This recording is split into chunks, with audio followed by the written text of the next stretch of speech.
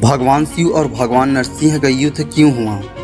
सनातन धर्म के इतिहास में जब भी अधर्म, क्रूरता और निर्दयता को बढ़ावा देने वाले ने जन्म लिया है, उनका निश्चित ही विनाश हुआ है। सृष्टि के पालनकर्ता भगवान विष्णु ने कई युगों में अलग अलग रूपों में आकर अधर्म का नाश किया है। द्वापर में भगवान कृष्ण द्वारा कंस के वध से लेकर त्रेता युग में भगवान राम द्वारा रावण का वध और सतयुग में भगवान नरसिंह द्वारा हिरण्यकश्यप का वध। इनके अतिरिक्त भगवान विष्णु ने और भी अनेक अवतार लिए हैं और पापियों का विनाश किया है। आज की इस वीडियो में हम बात करेंगे कि हिरण्यकश्यप का वध करने वाले नरसिंह भगवान का क्या हुआ। हिरण्यकश्यप के वध के बाद क्या वो ब्रह्मांड में विचरण करते रहे या अदृश्य हो गए या फिर उनका वध किया गया? दोस्तों, आज की इस वीडियो में हम सारा कुछ जानेंगे, तो दोस्तों वीडियो में अंत तक बने रहें। और अगर आप हमारे चैनल पर नए हैं तो चैनल को सब्सक्राइब कर वीडियो को एक लाइक जरूर करें।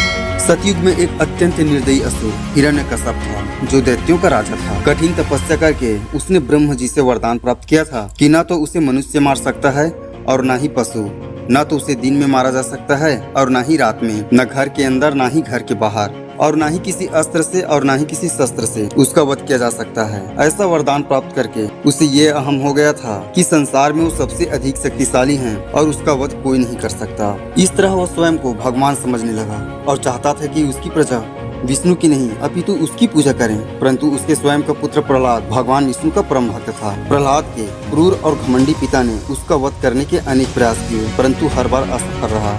तब अंततः हिरण्यकश्यप ने अपनी बहन होलिका, जिसे अग्नि से न जलने का वरदान प्राप्त था, उसे कहा कि प्रहलाद को अपनी गोदी में लेकर अग्नि पर बैठ जाएं। परंतु भगवान विष्णु ने अपने भक्त प्रहलाद की रक्षा की और प्राण बचाए और वरदान की विपरीत होलिका अग्नि में जल गई। इसके पश्चात जब हिरण्यकश्यप स्वयं प्रहलाद को प्रताड़ित करने लगा, तब एक खंभे से प्रकट होकर नरसिंह रूप में भगवान विष्णु ने संध्या के समय घर की चौखट पर और अपनी गोद में उठाकर हिरण्यकश्यप की छाती को अपने नखों से चीरकर उसका वध किया।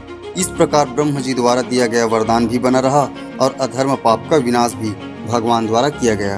परंतु इस भयावह विलांत के पश्चात नरसिंह भगवान का क्रोध शांत नहीं हुआ।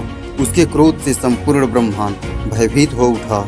ऐसी स्थिति देख सभी देवों ने महादेव से जाकर प्रार्थना की कि वो नरसिंह भगवान का क्रोध शांत करें।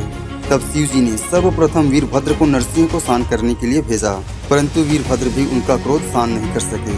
तब अंततः महादेव ने सर्वेश्वर अवतार लिया। शिव जी के इस रूप को सर्व अवतार भी कहा जाता है, जिसमें मनुष्य, पक्षी और शेर का समावेश था। सर्वेश्वर अवतार में महादेव ने नरसिंह भगवान का क्रोध शांत करने का प्रयास किया, परंतु नहीं कर सके।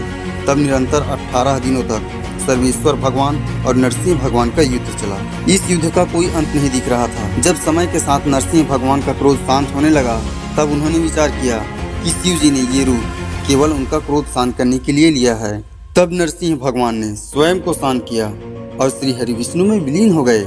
इस तरह भगवान नरसिंह का क्रोध शांत हुआ और शिव जी के सर्व अवतार द्वारा संपूर्ण सृष्टि को नरसिंह भगवान के क्रोध से बचाया गया।